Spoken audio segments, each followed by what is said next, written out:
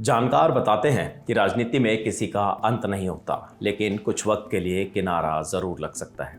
जम्मू कश्मीर विधानसभा चुनाव में भी ऐसा ही हुआ है। महबूबा मुफ्ती की पार्टी के साथ चुनाव में पीपुल्स डेमोक्रेटिक पार्टी यानी पीडीपी का प्रदर्शन बहुत ही खराब रहा। मसलन की पार्टी की कर्ता धर्ता महबूबा मुफ्ती की बेटी इल्तिजा मुफ्ती भी चुनाव हार गई। सीटों के मामले में तो पार्टी ने दम तोड़ दिया। वोट शेयर के मामले में पीडीपी काफी पीछे रह गई। बिना किसी गठबंधन के सहारे पीडीपी अकेले ही इस चुनावी मुकाबले में उतरी थी। गठबंधन से याद आता है साल 2015, जब राज्य में विचारधाराओं से विपरीत जाकर भाजपा और पीडीपी ने गठबंधन किया और ये गठबंधन जम्मू कश्मीर की जनता के जहन में बस गया। नतीजतन मुख्य धारा की ये पार्टी मुंह के बल गिर गई। 5 अगस्त 2019 को राज्य से आर्टिकल 370 को हटाया गया था। जम्मू कश्मीर की आवाम इस बात को नहीं भूल पाई। लोगों ने इस बात के लिए रिस्क नहीं लिया कि कहीं सरकार बना पाने की स्थिति में पीडीपी फिर से बीजेपी के साथ ना चली जाए। चुनावी अभियान के दौरान दिखा कि यहाँ के लोग बीजेपी के खिलाफ वोट करना चाहते थे, खासकर कश्मीर घाटी में। जब बीजेपी और पीडीपी का गठबंधन हुआ था, तब से ही पीडीपी के खिलाफ माहौल बनना शुरू हो गया। हालांकि एक मात्र कारण नहीं है, कुछ कारण इस गठबंधन के टाइमलाइन में भी है। एक नज़र उस टाइमलाइन पर भी डालते हैं। 2014 के लोकसभा चुनाव में बीजेपी की बड़ी जीत हुई और केंद्र में उनकी मजबूत सरकार बनी। इसके बाद जम्मू कश्मीर का चुनाव हुआ। 28 दिसंबर 2014 को जम्मू कश्मीर विधानसभा चुनाव के नतीजे आए। पीडीपी को 28, बीजेपी को 25, नेशनल कॉन्फ्रेंस को 15 और कांग्रेस को 12 सीटों पर जीत मिली।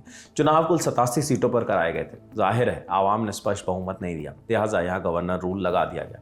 करीब 2 महीनों की बातचीत के बाद बीजेपी और पीडीपी का गठबंधन हुआ। 1 मार्च 2015 को पीडीपी के तब के अध्यक्ष मुफ्ती मोहम्मद सईद ने दूसरी बार मुख्यमंत्री पद की शपथ ली। 7 जनवरी 2016 को बीमारी के कारण नई दिल्ली स्थित एम्स में मोहम्मद सईद की मृत्यु हो गई। जाहिर है मुफ्ती मोहम्मद सईद के जाने से पार्टी को बड़ा नुकसान हुआ, लेकिन इस चुनाव के नतीजे बता रहे हैं कि पीडीपी अब तक उस नुकसान की भरपाई नहीं कर पाई। उनकी मौत के बाद पार्टी की कमान उनकी बेटी महबूबा मुफ्ती के हाथों में आ गई और जानकार बताते हैं कि मुफ्ती इस जिम्मेदारी को ठीक से संभाल नहीं पाए। पार्टी को मजबूत करने के साथ साथ उनके सामने जम्मू कश्मीर की जनता का आक्रोश भी था। उन्हें लोगों को बीजेपी के साथ गठबंधन का जवाब देना था। इस नाराजगी में कुछ योगदान इस बात का भी रहा कि विचारधारा को दरकिनार करके किए गए इस गठबंधन को भी महबूबा ठीक से चला नहीं पाई। हुआ कुछ यूं कि मुफ्ती मोहम्मद सईद की मौत के बाद पीडीपी की बात नहीं बनी और वहां फिर से गवर्नर रूल लगा दिया गया। गठबंधन में एक मत ना होने की वजह से 8 जनवरी 2016 को यहां फिर से गवर्नर रूल लगाया गया। 22 मार्च 2016 को दिल्ली में महबूबा मुफ्ती ने प्रधानमंत्री नरेंद्र मोदी से मुलाकात की। इसके बाद गठबंधन पर बात बनी। 4 अप्रैल 2016 को महबूबा मुफ्ती ने जम्मू कश्मीर की पहली महिला मुख्यमंत्री के रूप में शपथ ली, जाहिर है बीजेपी की मदद से। 8 जुलाई 2018 को दक्षिण कश्मीर के अनंतनाग जिले के कोकरनाग इलाके में सुरक्षा बलों के साथ मुठभेड़ में हिजबुल मुजाहिदीन का आतंकी बुरहान वानी मारा गया। बुरहान वानी की हत्या को लेकर पीडीपी बीजेपी में मतभेद हुआ, क्योंकि इसके बाद हिंसक प्रदर्शन हुए और 85 से अधिक लोगों की मौत हो गई। ऑल पार्टी मीटिंग बुलाई गई। मुफ्ती ने 2003 के तत्कालीन प्रधानमंत्री अटल बिहारी वाजपेयी के कार्यकाल के दौरान की गई एक घोषणा का हवाला दिया और इस घोषणा की तर्ज पर रमजान में संघर्ष विराम की मांग की। बीजेपी नेता कविंदर गुप्ता तब के मुख्यमंत्री थे, उन्होंने इस मांग का विरोध किया। इसके बाद का समय गठबंधन के लिए अच्छा नहीं रहा। 18 जून 2018 को बीजेपी ने अपने सभी नेताओं को दिल्ली बुलाया और गठबंधन से अपना समर्थन वापस लेने की घोषणा की। 20 जून 2018 को महबूबा मुफ्ती को मुख्यमंत्री पद से इस्तीफा देना पड़ा। इस टाइमलाइन से स्पष्ट है कि पीडीपी ने कई बार बीजेपी से बातचीत की, हर बार शर्तों के अनुसार सरकार बनाई गई।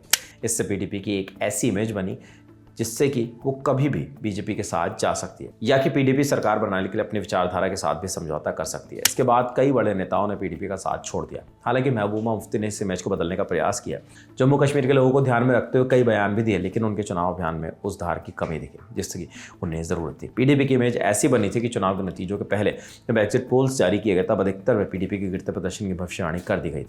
हालांकि इस बार के एग्जिट पोल बहुत ज्यादा सटीक साबित नहीं हुए, लेकिन अधिकतर में कहा गया था कि पीडीपी बहुत बेहतर नहीं कर रही है। हुआ भी कुछ ऐसा ही। दूसरे दलों ने इस बात को बढ़िया से भुनाया। उन्होंने पीडीपी के खिलाफ उनकी इस इमेज को हथियार बनाया और प्रचार किया कि ये कभी भी बीजेपी के साथ जा सकती है। घाटी में एक काम भी आया। बीजेपी को भले ही यहाँ सबसे अधिक वोट शेयर 25.64% मिला हो, लेकिन ओवरऑल रिजल्ट से कम इतना स्पष्ट है कि घाटी के वोटर्स भाजपा को बहुमत से दूर रखना चाहते थे। नतीजा ये निकला कि उन्होंने पीडीपी को भी ऐसा कोई मौका देना ठीक नहीं समझा जिसमें वो बीजेपी की मदद करने की स्थिति में आ सके। दूसरी तरफ इसका फायदा नेशनल कॉन्फ्रेंस को हुआ। एनसी ने शुरुआत से कम ये मैसेज दिया कि वो किसी भी हाल में बीजेपी के साथ नहीं जाएंगे। इस संदेश को ठोस मजबूती के लिए उन्होंने कांग्रेस का सहयोग लेना उचित समझा। हालांकि जम्मू कश्मीर में कांग्रेस का बहुत बढ़िया प्रदर्शन नहीं रहा, लेकिन उनके साथ से एनसी को अपनी इमेज बनाए रखने में मदद मिली। जाहिर है इंडिया गठबंधन में शामिल होने से पीडीपी को भी अपनी पुरानी इमेज बदलने में मदद मिलती, लेकिन ऐसा हुआ नहीं। नतीजा सामने है।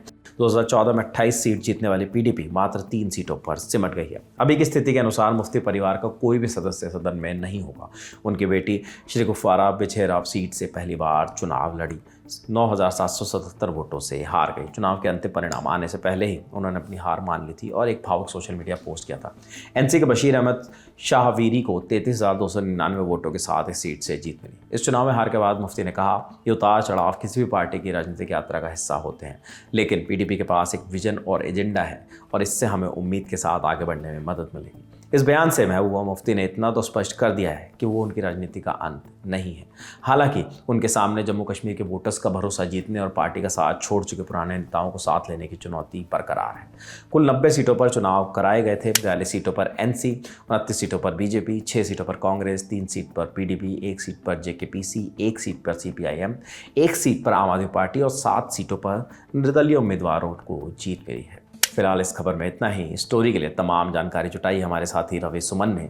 देश और दुनिया से जुड़ी बाकी खबरों के लिए देखते रहिए दी लल्लन टॉप। शुक्रिया।